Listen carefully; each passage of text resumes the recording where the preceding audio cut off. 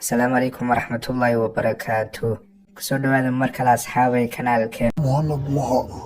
qisada ay maanta ka hadli doona waxay qabsatay dhammaan warbaahinta iyo social mediaha caalamka oo dhan muddo dhowr sana ka hor, waxayna uga hadli doonaa dhacdadan oo ah mid cajiiba si faahfaahsan. taariikhdu maalintii ay 17 bishii Abriil ee sanadkii 2018 gabadh da'deedu ay ahayd 42 sano jir oo lagu magacaabayay Holly Maki ayaa waxay fadhiisatay kursiga diyaaradda ee ku yaala safka 14. diyaaradda iska leedahay shirkadda diyaaradaha ee lagu magacaabo Southwest. diyaaradana waxaa saarnaa 143 qof oo rakaab ah iyo 5 ka mid ah shaqaalihii diyaaradda. safarka diyaaradana wuxuu ka imanayay magaalada New York wuxuuna tegay magaalada Dallas ee gobolka Texas. muddada safarkuna wuxuu ahaa 4 saacadood. Holly marka ay timaado magaalada Dallasna waxay sii koraysay diyaarad kale oo ay ka raacisay magaalada Dallas kuna aadaysay magaalada ay ku nooshahay ee Oklahoma. waxay soo fuushay Holly diyaaradii ka imanaysay magaalada New York waxayna fadhiisatay kursiga jihada dadku maraan xiga waxayna xidhatay oo ay adkaysatay suunkii kursiga. boorsadeedina waxay dhigatay kursiga ka horeeya hoostiisa waxayna sugaysay yaa soo fadhiisan doona dhinaceeda labada kursi ee ku xiga kursiga ay ku fadhido. muddeer kadibna gabadh da'deedu ay gaadhaysa 43 sano oo hooyo ahayd laguna magacaabayay Jennifer ayaa waxay soo ag istaagtay safkii Holly ay fadhiday ee 14aad. waxayna aragtay Jennifer oo dhinaceeda taagan oo dhoola cadaynaysa. Jenniferna waxay weydiisay Holly agtaada ma fadhiisan karaa mise kuraastan kugu xiga dad ayaa fadhiya. Holly waxay ugu jawaabtay may, kaliga ayaa fadhiya meeshan waanad fadhiisan kartaa ee soo dhawow. inta badan diyaaradaha marka la kiraysanayana rakaabku qof kasta marka uu tikidhka jaranayo ayuu sii kiraystaa kursiga uu fadhiisan doono, laakiin shirkaddan diyaaradaha ee Southwest waxay leeyihiin xeer ka duwan oo ah qof kasta meesha uu soo gaadho ayuu fadhiisanayaa. intaa kadib Jennifer waxay fadhiisatay kursigii xigay daaqadda safka ay fadhiday Holly. halkaas ayayna fadhiisatay waxayna xidhatay suunkii waxayna samaysay sidii Holly oo kale iyadoo hoos gelisay boorsadeedii ay wadatay kursiga ka horeeya hoostiisa. waxayna soo bixisatay buug ay sidatay waxayna bilowday akhriskii. daqiiqada kadibna waxaa soo fuulay diyaaraddii rakaab badan, laakiin muu jirin qof fadhiistay kursigii u dhexeeyay Holly iyo Jennifer.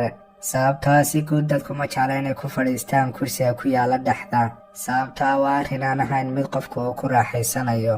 qofkuna ma jeclaysanayo inuu dhex fadhiisto laba qof oo aanu aqoon u lahayn muddo saacada ah. haddaad soo habsaantana inta badan kuraasta aad helayso waa kuraasta ku taala dhexda. intaa kadib waxaa soo muuqatay gabadh dhalinyaro ah waxayna soo agmartay safkii 14aad iyadoo weydiisatay Holly iyo Jennifer inay fadhiisan karto kursiga u dhexeeya labadooda. wayna ku soo dhoweeyeen gabadhii dhalinyarta ahayd kursigii halka ayna fadhiisatay gabadhii oo waxay xidhatay suunkii waxayna bilowday inay iska isticmaasho telefoonkeedii ay wadatay. Hollyna iyada ayaa ugu soo hor fadhiisatay meesha, laakiin Jennifer iyo gabadhii dhalinyarta ahayd ayaa dhinaceeda soo fadhiistay. intaa kadib Holly waxay ka soo bixisatay boorsadeedii iPad waxayna bilowday inay daawato wararka iyo akhbaarta. dhammaan rakaabkiina waxay soo wada koreen diyaaraddiina waa la xidhay waxayna bilaabeen shaqaalihii diyaaraddu inay soo dhoweeyaan rakaabka oo ay uga mahad celiyaan doorashadooda ay doorteen diyaaraddan Southwest. waxayna xasuusiyeen dhammaan rakaabkii inay xidhaan suunka badbaadada. sidoo kale waxay u sheegeen waxyaabaha badbaadada ee asaasiga ah ee dadku ay isticmaali karaan haddii diyaaraddu ay gasho xaalad halisa. inta badan rakaabkii diyaaradda saarnaa may siin danayn badan hadallada ay siinayaan shaqaaluhu, waxayna ahaayeen qaar iska hurda, qaar iskaga mashquulsan alaabtooda iyo qaar telefoonadooda iska isticmaalaya. laakiin Holly waxay ahayd mid si fiican u dhegaysanaysa hadalka shaqaalaha iyo warbixinada ay bixinayaan. waxayna sheegtay inay hore u raacday diyaarad, laakiin weligeed sida ay markan u danaynaysay oo kale umay danayn warbixinta badbaadada ee shaqaaluhu ay siinayaan rakaabka. sababtoo safarkan waxay sheegtay inay ahayd mid qalbigeeda dareen ku jiro, dareenkaas oo ah inay wax dhici rabaan. sidaa darteed waxay saragtay iyadoo aad ugu baraarugsan warbixinta badbaadada ee shaqaaluhu ay siinayaan rakaabka. kadib markii shaqaalihii diyaaraddu ay dhammeeyeen warbixintiina waxay uga mahad celiyeen rakaabkii sida wanaagsan ee u dhegaysanayeen. waxayna ku tiri gabadhii shaqaale ahayd iska nafiso oo ku raaxaysta safarka.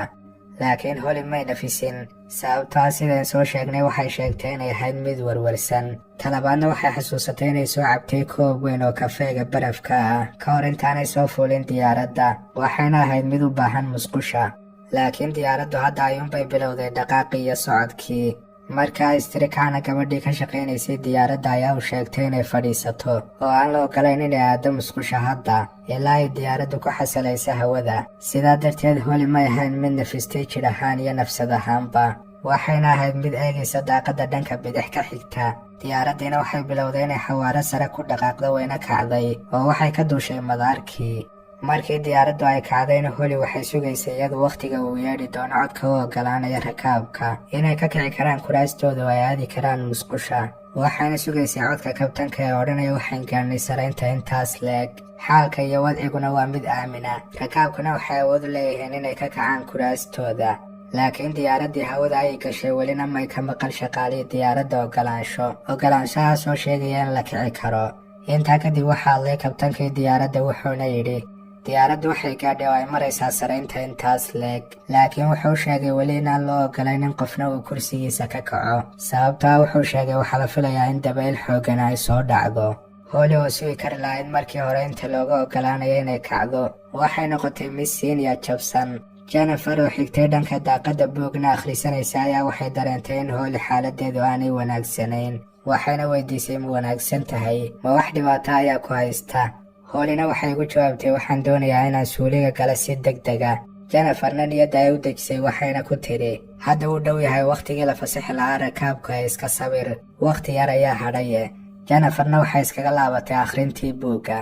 Holly iyaduna waxay ku sugnayd xaaladeedii, waxayna sugi kari lahayd inta looga fasaxayo musqusha. gabadhii dhallinyartahayd ee dhexda fadhidayna iyadu damba kamay lahayn waxaanay ka wada hadlayaan labadoodani, waxayna iskaga mashquulsanayd telefoonkeeda. shaqaaliina waxay wada fadhiisteen kuraastoodii, iyagiina waxay geejisteen suunkii. waxaana jirtay dabayl aad u xooggan oo soo dhacday. Holly wakhtigaas waxay ku fikirtay inay ismashquuliso oo aanay fikirin. saacaddu markay ahayd 12:04 Holly waxay damacday inay soo qabsato iPad-keedii ugu jiray boorsada. marka ay foorasatayna iyadoon weli soo noqon waxay maqashay 2 cod oo qayla. labada cod ee ay maqashay Hollyna waxay ahaayeen qaar isku xigxigay. ka koowaad wuxuu ahaa codka hillaac xooggan oo dhacay, ka labaadna wuxuu ka yimi meel diyaaradda agteeda oo ku ag taala garabka bidix ee diyaaradda garabka bidixna wuxuu ku yaalay meesha ay fadhiyeen Holly iyo Jennifer. intaa kadibna waxay maqashay codka sida hawo xooggan oo kale ah oo si weyn u soo galay diyaaradda. intaa kadibna diyaaraddii gebigeedu waxay noqotay mid aad u qabow, sidoo kalena diyaaraddii waxay u leecday oo ay u janjeersantay dhanka jihada bidix. markii waxaasoo dhan ay dhaceen oo ay ku dhaceen wakhti ilbiriqsi ka yarna, Holly wakhtigaas sidaan soo sheegnay waxay ku maqnayd hoos ay u foorasatay si ay u soo qabsatay iPad-keeda. marka ay madaxii kor soo qaaday ay soo fadhiisatayna waxay aragtay arrin aad uga yaabiyey. waxay aragtay dhammaan qalabkii ogsajiinta ee la adeegsanayay xaaladda degdega oo soo wada baxay una diyaaray in la adeegsado, iyo dadkii diyaaradda saarnaa oo wada qaylinaya, iyo shaqaalihii diyaaradda oo iyaguna si degdega u socda, iskuna dayay inay ka caawiyaan dadku inay xidhaan qalabka ogsajiinta. diyaaraddiina waxay u janjeersantay dhanka bidix.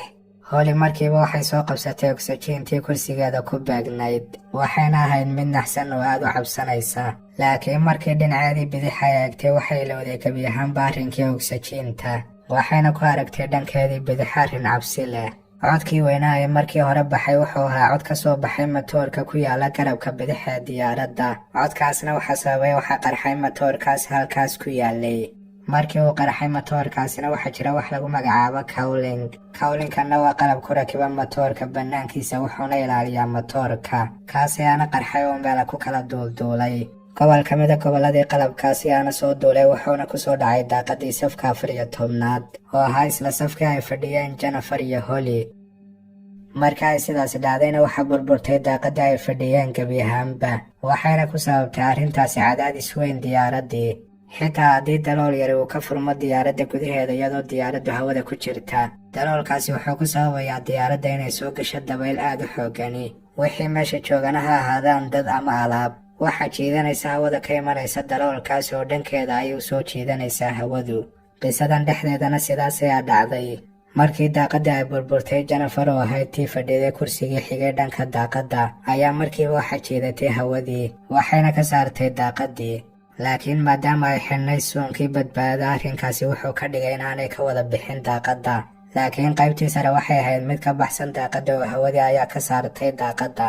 gabadhii dhallinyarta ahayd ee fadhiday bartamaha iyadana sidoo kale waxaa jeedatay daaqadii iyadoo Jennifer ay ku calaqan tahay oo ay ku xaniban tahay daaqadana haddana waxaa jiray qaybo ka mid a daaqadii oo weli ay ka soo galaysa hawadu. Holly markay aragtay xaaladda oo sidaas waxay laabta gelisay gabadhii dhallinyarta ahayd ee bartamaha u fadhiday labadooda. gacanteeda bidixna waxay ku qabatay suunkii ugu xidhnaa Jennifer kursiga waxayna bilowday inay u soo jeeda gudaha diyaaradda waxayna u adeegsatay awoodeedii oo dhan laakiin way awoodi weyday inay u soo celiso diyaaradda gudaheeda cadaadiska weyn ee jiidanayay Jennifer awgii. Holly waxay islahayd waa la ogyahay inay dhacayso sidani waxayna islahayd way ogyihiin shaqaalaha diyaaradda ama kabtanku inuu jiro qof ay hawadu jiidanayso laakiin dhab ahaantii kabtanka iyo shaqaalaha diyaaraddu way ogaayeen inuu qarxay matoorka dhanka bidix. arrinkaasna waxay isku dayeen inay xakameeyaan oo ay ka badbaadiyaan dadka halista ka iman karta laakiin ma ogeyn warna umay hayn waxa ka dhacaya safka 14aad. Holly waxay ahayd mid laabta ku haysa gabadhii dhallinyarta ahayd oo gacanteeda midig iyo laabta ku haysa gacanta bidixna waxay ku haysay suunkii Jennifer waxayna ku qaylinaysay codkeeda ugu dheer ay ku qaylin karto iyadoo isku dayaysay inay cidi uun aragta gabadhan qaybteeda sare oo dhan ay ku caliqan tahay daaqadda laakiin meeshu waxay ahayd meel qaylo iyo buuq badani ka socdo sidaa darteed cid hadalkeeda maqli kartaa may jirin. diyaaradduna sidaan idiin soo sheegay waxay u leecday dhanka bidix dadkii saarnaana waxay filanayeen intana ay tahay dhammaadkooda oo ay halkan ku dhiman doonaan sidaa darteed qof kastaaba naftiisa ayuu ka fikiraya oo cuslaysay dadkoo dhanna waxay ku jireen xaalad u dhaxaysa nolol iyo geeri. Jenniferna waxay ahayd mid ku caliqan daaqadii manuu jirin qof u yimi oo caawiyey muddo dhowr daqiiqo ayayna xaaladdaas ku jirtay oo Hollyna ay qaylinaysay cidna aanay qayladeedii maqal. ugu dambayna diyaaraddii way xasishay oo waxay ku sugnaatay hawada dooliyihiina wuxuu ku guulaystay inuu xakameeyo uu qaraxii ka badbaadiyo iyadoo xaalku weli yahay mid cabsile oo meeshan aan waxba laga maqlayn. haddana dadkii waxay bilaabeen inay eegaan hareerahoodii dadkii ag fadhiyay safka 14aadna waxay arkeen waxa ku dhacay gabadhii daaqadda xigta ee Jennifer iyo in qaybteedii sareba ay dabadda joogto waxayna bilaabeen dadkii inay qayliyaan oo ay u wacaan shaqaalii diyaaradda laakiin dhab ahaantii codkii qaylada ahaa uu samaynayay cadaadiska ka imanayay daaqadan jaban awgeed wuxuu ahaa mid dadka dhigatiraya oo aanay macquul ahayn inay maqlaan shaqaalaha diyaaraddu manay maqleen dadkan u qaylinaya ee u dhawaaqaya iyagoo haddana dadku ay ahaayeen qaar xitaa gacmaha u taagtaagaya. shaqaaluna waxay ahaayeen qaar aad ugu mashquulsan qaraxii ka dhacay diyaaradda waxayna ahaayeen qaar isku daya inay badbaadiyaan dadka isla markaasna ay la xidhiidhaan kabtanka oo ay weydiiyaan waxay samayn lahaayeen. sidaa darteed may arag xaaladan xun ee Jennifer ay ku jirto ee ka jirta diyaaradda dhexdeeda. muddo dhowr daqiiqa oo dambe ayuuna xaalku sidaasii ahaa Jenniferna qaybteedii sare ay dabadda taaliyadoo aanay cidna caawin. Jenniferna waxay ku caliqnayd diyaaradda dibaddeeda iyadoon haysan oksijiin ay ka neefsatay muddo ku dhowaad 10 daqiiqo ahayd. macquulna maaha inuu qofku ku noolaado haddii uu wakhtiga intaas leeg waayo oksijiin. sidoo kale daaqadda ay ku dhex xaniban tahay waxay ahayd mid aad u yar suurtagalna umay ahayn jidhkeedu inuu ka wada baxo oo jidhkeeda uu dhani uu dabadda aado iyadoo diyaaraddii dhankii bidix ay ka burburtay oo qarxay matoorkii garabka bidix. haddana kabtankii diyaaraddaas waday oo lagu magacaabayay Tammy Jo waxay awooday inay kaantaroosho diyaaraddii oo ay xakamayso waxayna u sheegtay shaqaalii diyaaradda in arrinku uu degan yahay oo gacanta ay ku haysa arrinka iyadoo amartay inay baxaan oo ay soo wada fiiriyaan rakaabkii xaaladooda iyo inay wax dhiba soo gaadhay rakaabkii. markana waxay ogaadeen shaqaalii diyaaraddu arrinkii Jennifer si degdeg ah inay uga falceliyeen arrinkii oo ay isugu dayeen inay u badbaadiyaan gabadhan daaqadda ku xaniban. wixii koowaad ay sameeyeenna wuxuu ahaa inay ka soo kiciyaan booskii ay fadhiyeen Holly iyo gabadhii dhallinyarta ahayd oo ay u beddelaan kuraas kale. waxaana jiray 2 nin oo ka mid ahaa rakaabkii diyaaradda saarnaa kuwaasoo ugu tabaracay in iyagu aadaan safkii 14aad oo ay soo jiidaan gabadhii Jennifer kuna soo celiyaan diyaaradda gudaheeda. wayna ogaayeen marka ay sidan samaynayaan khatarta arrinku uu leeyahay oo haddii ay soo jiidaan jidhka Jennifer weli waxa ka jaban dalool diyaaradda dhexdeeda oo waxa suurtagala in iyaga ay jiidato oo uu qabsado iyaga wixii qabsaday Jennifer oo kale. laakiin may danayn arrinkaas waxa kaliya ay rabeenna wuxuu ahaa inay caawiyaan gabadha meesha ku caliqan iyagoo bilaabay inay ku soo jiidaan gabadhii awooddooda oo dhan wayna ku guulaysteen oo way soo jiideen jidhkii Jennifer waxayna soo dhigeen dhulkii diyaaradda waxayna sidoo kale awoodeen inay ka fogaadaan meeshii jabnayd iyadoo aanay jiidan hawadii ama aanay dhibaato kale soo gaadhin. waxaa jirtay gabadh ka mid ahayd rakaabkii diyaaradda oo ahayd kalkaalisa ama neeras gabadhaasina waxay bilowday inay siiso gabadhii neef oo ay siiso waxa loo yaqaano CPR iyadoo weli qaylo dheere ay ka jirta diyaaraddiina sababtaa weli daloolkii uu furan yahay oo hawo badan ayaa kasoo gelaysa daaqadda. haddana dhammaan rakaabkii waxay ahaayeen qaar degan, waxayna ahaayeen qaar fiirinaya gabadhii neerasta ahayd oo isku dayeysay inay badbaadiso Jennifer oo siinaysa CPRT. saacaddu markay ahayd 12:21 oo duhurnimona kadib 17 daqiiqo dhicistii qaraxii ka dhacay diyaaradda. gabadhii kabtanka ka ahayd diyaaraddu waxay ku guulaysatay in diyaaraddii si degdega oo emergency ay ugu dejiso madaar ku yaala magaalada Philadelphia. markii diyaaradda ay soo caga dhigatayna kabtankii hore ayuu la sii xidhiidhay kooxdii badbaadada iyo dhakhaatiirta ee halkaas joogtay, waxayna ahaayeen qaar sugaya. markii diyaaradda ay sidaas u timina si degdeg ay ku soo fuuleen diyaaradda oo ay u qaadeen Jennifer waxayna geeyeen cisbitaalka. dhab ahaantiina Jennifer may nooleen oo way dhimatay markiiba. gabadhii lagu magacaabayay Holly ee Jennifer dhinaceeda fadhiday waxay ahayd mid dacdadan aad uga naxsan, dabcan si la mida sidii ay uga naxsanaayeen dhammaan rakaabkii kale ee la saarnaa diyaaradda. laakiin waxaa jiray wax ka duwaya Holly rakaabka kale oo sababay in iyadu aad uga naxsanaato dhacdadan, sababtoo ayada ay ahayd ta kursigaas daaqadda xigay qaadatay bilowgii. subaxdii maalintii dhacdadan ay dhacday Holly waxay soo gaadhay madaarkii xilli hore, waxayna iibsatay koob weyn oo kafeeya, waxayna gashay laankii baadhitaanka ee madaarka. markii la gaadhayna waxay dhammaysay koobkii kafeega ahaa waxayna fuushay diyaaraddii. markii diyaaradda ay fuushay Hollyna waxay aragtay in dad badan ay uga soo horeeyeen diyaaradda, waxayna aragtay in kuraastii hore oo dhan ay buuxaan oo la wada fadhiistay. Holly markasta oo diyaaradda ay raacaysana waxay jeclayd inay fadhiisato dhanka hore ee diyaaradda si marka diyaaraddu ay sidaas u degto ay u noqoto dadka ugu horeeya ee ka dega. hore ayna iskaga socotay markii ay aragtay kuraastii hore oo la wada fadhiyo, wayna socotay ilaa ay gaadhay safkii 14aad. safkaasna 3 kursi ee ku yaalayba waxay ahaayeen qaar madhan oo aan la fadhiyin. Holly sida caadigaana safarada dhaadheer waxay jeclayd inay fadhiisato kursiga xiga dhanka daaqadda, kursigaas ayna ku fadhiisatay. markii ay xidhatay suunkiina waxay xasuusatay inay soo cabtay koobkii weynaa ee kafeega ahaa, waxayna istiri waxaad u baahanaysaa dhowr jeer inaad suuliga gasho si aanay u dhibin oo aanay u dhibsan rakaabka dhinaceeda fadhiisan doonaana. waxay go'aansatay inay ka soo kacdo kursiga daaqadda xiga oo ay fadhiisato kursiga koonaha kale xiga, sidaa darteed kursigii koonaha xiga ayay soo fadhiisatay. markii ay halkaas fadhiisatayna waxay aragtay qof kale oo agteeda taagan oo doonaya inuu fadhiisto agteeda.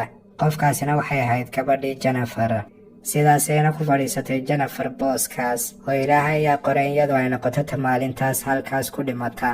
Hollyna ay ka badbaado oo Ilaahay ayaan ka dhigin maalintaas maalinteedii ay dhiman lahayd. intaasi una ku eegyahay daawadayaal muuqaalkeena maanta. hayloobin hadduu ku qanciyay muuqaalku inaad like saarto, subscribe-na saar haddii aad ku cusub tahay channelkeena.